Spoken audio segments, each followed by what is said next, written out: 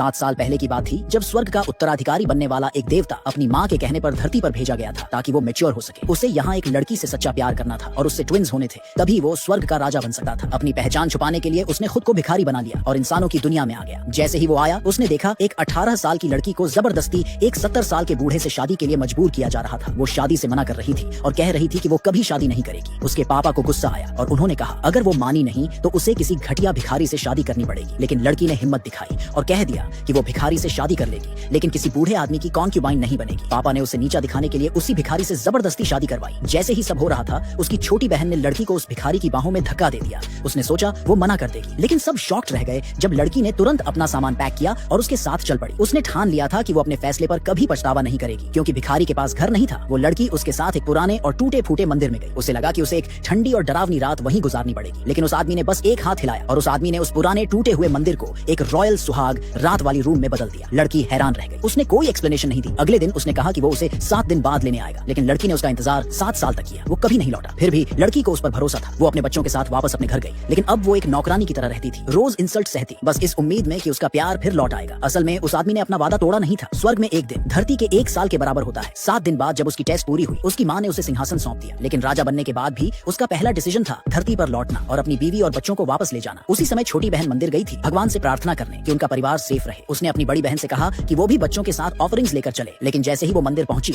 2 जवान देवता जो मंदिर की रक्षा करते थे बच्चों को देखकर उन्हें पहचान गए, लेकिन उन्हें रिवील होने की परमिशन नहीं थी। पिता ने जिद की कि औरत और उसके बच्चे भगवान के सामने घुटनों पर बैठकर माफी मांगे। ये देखकर वो जवान देवता दुखी हो गए। जैसे ही बच्चे घुटनों पर बैठे भगवान की मूर्तियां अचानक फट गईं। सब विलेज वाले डर के मारे कांपने लगे। सबने इसे बुरा संकेत माना और खुद भी घुटनों पर बैठकर माफी मांगने लगे। पिता घबरा गया और बच्चों को जबरदस्ती माफी मांगने के लिए कहने लगा। वो देवता कुछ करना चाहते थे, लेकिन रूल्स तोड़ने की बड़ी सजा थी। उधर बच्चों को जबरदस्ती घुटनों पर बैठाया जा रहा था। माँ उन्हें बचाने आई, लेकिन उसके पापा ने उसे जोर से थप्पड़ मारा और घसीटते हुए दूर ले गया। औरत कुछ नहीं कर पा रही थी। उसकी आंखों के सामने उसके बच्चों पर जुल्म हो रहा था। तभी उन जवान देवताओं ने एक बहुत ही स्ट्रॉन्ग एनर्जी को आते हुए फील किया और अगले ही पल वो आदमी फाइनली आसमान से उतर आया। जाएंगे उसी वक्त एक जबरदस्त एनर्जी वहाँ आ गई। किसी ने सोचा भी नहीं था कि खुद भगवान वहाँ उतर आएंगे, लेकिन जब लोगों ने देखा कि भगवान उस औरत को गले लगा रहे हैं तब सबको समझ आया कि वो दोनों बच्चे असल में उसी भगवान